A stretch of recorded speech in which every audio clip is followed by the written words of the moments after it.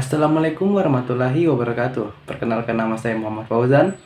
Saya dari Universitas Negeri Makassar, Fakultas Seni dan Desain, Prodi Desain Komunikasi Visual. Kali ini saya akan membahas tentang materi pada pertemuan 2 sampai materi pada pertemuan 7.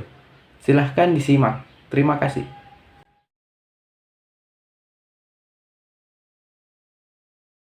Baik, langsung saja kita masuk pada pertemuan kedua yang membahas tentang sejarah metodologi desain.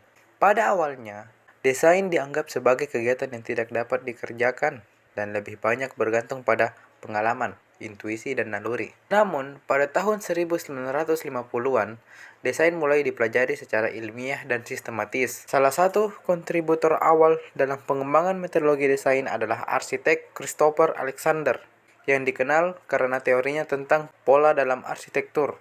Pada tahun 1960-an, konsep desain berorientasi pengguna mulai dikembangkan, di mana desain difokuskan pada pengalaman dan kebutuhan pengguna.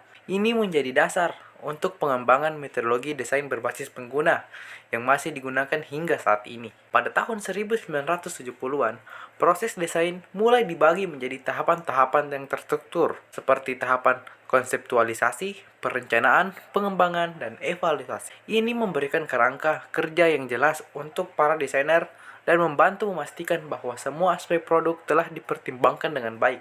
Pada tahun 1980-an dan 1990-an, teknologi mulai memainkan peran yang semakin penting dalam desain. Ini memunculkan pendekatan desain berbasis komputer, di mana desain dibantu oleh perangkat lunak komputer. Teknologi juga memungkinkan penggunaan metode prototyping yang lebih efisien dan efektif. Pada tahun 2000-an, konsep desain responsif mulai berkembang, di mana desain harus mampu menyesuaikan dengan perubahan lingkungan dan kebutuhan pengguna. Ini memicu pengembangan metodologi desain yang lebih fleksibel dan adaptif. Kita masuk pada pertemuan ketiga, yang membahas tentang metode-metode dalam metodologi desain. Ada 5 macam metode yang penting dalam merancang sebuah desain, khusus dalam metodologi desain. Yang pertama, observasi. Metode ini melibatkan pengamatan terhadap pengguna atau lingkungan yang akan dirancang. Tujuannya untuk memahami bagaimana orang menggunakan produk sehingga mengetahui kebutuhan dan masalah yang perlu diatasi dalam proses desain. Yang kedua, tujuan. Ini bertujuan untuk mencapai tujuan atau memecahkan masalah tertentu. Sedangkan metodologi bertujuan untuk meningkatkan efektivitas dan efisiensi dalam mencapai tujuan dan memecahkan masalah dengan bidang tertentu. Yang ketiga, fokus. Metode lebih fokus pada langkah-langkah dan prosedur konkret yang digunakan untuk mencapai tujuan atau memecahkan masalah. Sedangkan metodologi lebih fokus pada pemikiran tentang metode-metode yang digunakan dan bagaimana memperbaiki atau mengembangkannya. Yang keempat, prototype. Ini merupakan pembuatan model sederhana dari produk atau lingkungan yang akan dirancang. Tujuannya untuk menguji konsep dan ide-ide yang telah dihasilkan sebelumnya. Yang kelima, kesesuaian. Metode dapat disesuaikan dengan situasi dan kebutuhan tertentu, sedangkan metodologi lebih umum dan cenderung diterapkan dalam berbagai situasi. Kita masuk pada pertemuan keempat, berpikir desain atau design thinking. Ada 4 hal yang perlu dipahami dalam prinsip-prinsip dasar design thinking. Yang pertama, prinsip dasar design thinking adalah fokus pada pengguna. Dalam pendekatan ini, pengguna dianggap sebagai pusat dari proses pemikiran dan penciptaan solusi. Yang kedua, pendekatan berbasis empati atau empathy-based approach. Dalam pendekatan ini, kita harus memahami perspektif pengguna dengan baik dan berusaha melihat masalah dari sudut pandang mereka. Yang ketiga, yaitu prototype dan iterasi. Dalam pendekatan ini, kita menciptakan solusi yang sederhana terlebih dahulu, kemudian mengujinya secara berkala dan melihat bagaimana pengguna merespon. Yang keempat adalah kolaborasi. Dalam pendekatan ini, kita harus bekerja secara tim dengan berbagai ahli dan stakeholder yang terlibat dalam proses penciptaan solusi. Adapun konsep-konsep yang terkait.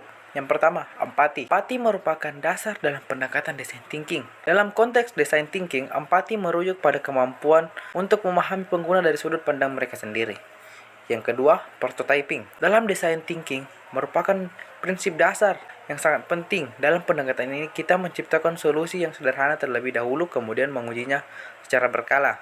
Yang ketiga, design thinking fokus pada end user. End user atau pengguna akhir merupakan hal yang sangat penting. Hal ini dikarenakan dalam proses penciptaan solusi, kebutuhan dan harapan dari pengguna merupakan hal yang harus dipahami dan dipenuhi. Selanjutnya, pertemuan kelima, berpikir kreatif. Kemampuan untuk berpikir secara kreatif adalah keterampilan yang sangat berharga, terutama di era modern. Ada 5 keterampilan teratas dari creative thinking yang perlu kita ketahui dan pelajari, sehingga kita bisa memiliki teknik berpikir kreatif yang baik. Yang pertama, keterampilan analitik atau analisis. Yang kedua, keterampilan dalam berpikir secara terbuka. Yang ketiga, keterampilan penyelesaian masalah yang baik. Yang keempat, keterampilan dalam berorganisasi. Yang kelima, keterampilan dalam berkomunikasi. Adapun pentingnya berpikir kreatif, yang pertama, menemukan solusi dengan cara berbeda, menciptakan inovasi, menemukan solusi efektif, dan memenuhi syarat pekerjaan. Cara-cara berpikir kreatif. Yang pertama, mempertanyakan berbagai aspek. Yang kedua, mengamati sekitar. Yang ketiga, menggabungkan perspektif. Adapun beberapa faktor pendorong berpikir kreatif. Yang pertama, kepekaan dalam melihat lingkungan. Yang kedua, kebebasan dalam melihat lingkungan atau bertindak. Yang ketiga, komitmen kuat untuk maju dan berhasil. Yang keempat, optimis dan berani ambil risiko, termasuk yang paling buruk. Yang kelima, ketekunan untuk berlatih. Yang keenam, hadapi masalah sebagai tantangan. Yang ketujuh, lingkungan yang kondusif, tidak kaku dan otoriter. Baik, kita masuk pada pertemuan keenam, metode gagasan atau idealisasi, yang membahas tentang identifikasi, mapping, alternatif solusi. Identifikasi atau mengidentifikasi masalah atau tantangan yang perlu diatasi dan memahami secara mendalam tentang masalah tersebut. Yang kedua, mapping, mencari solusi alternatif melalui pengumpulan dan pengecekan ide-ide yang sudah ada. Setelah itu dilakukan pemetaan atau mapping dari gagasan-gagasan tersebut dengan cara mengelompokkan dan mengkategorikan ide-ide yang berkaitan satu sama lain. Yang ketiga, alternatif solusi. Menghasilkan alternatif solusi yang terbaik adalah dengan memilih ide-ide yang paling layak, mempertimbangkan kelebihan dan kekurangan dari setiap solusi, serta mengevaluasi solusi yang telah dihasilkan. Adapun metodologi pemikiran desain utama adalah sebagai berikut. Yang pertama, 4D. Metodologi ini membagi proses desain thinking menjadi 4 tahap, yaitu discover, design, develop, dan deploy. Yang kedua, berlian ganda. Serupa dengan pendekatan 4D, metodologi berlian ganda mendefinisikan tahapannya sebagai temukan, tentukan, kembangkan, dan kirim. Yang kelima, 5D. Metodologi pemikiran desain ini merupakan kombinasi dari 4D dan double diamond. Yang keempat, deep dive. Ini lebih merupakan alat daripada metodologi. Berbagai tahapan dalam deep dive, yaitu memahami, mengamati, memvisualisasikan, mengevaluasi, dan memperbaiki, dan menerapkan. Adapun strategi pemikiran desain lainnya yaitu Stegate, Pentalon, dan Simon Herber. Beberapa metodologi pemikiran desain untuk dipertimbangkan. Yang pertama, Bootcamp, Bootleg, atau Stanford. Salah satu metodologi yang paling terdefinisi dengan baik. Ini mendefinisikan langkah-langkah sebagai empathize, define, iterate, prototype, dan test.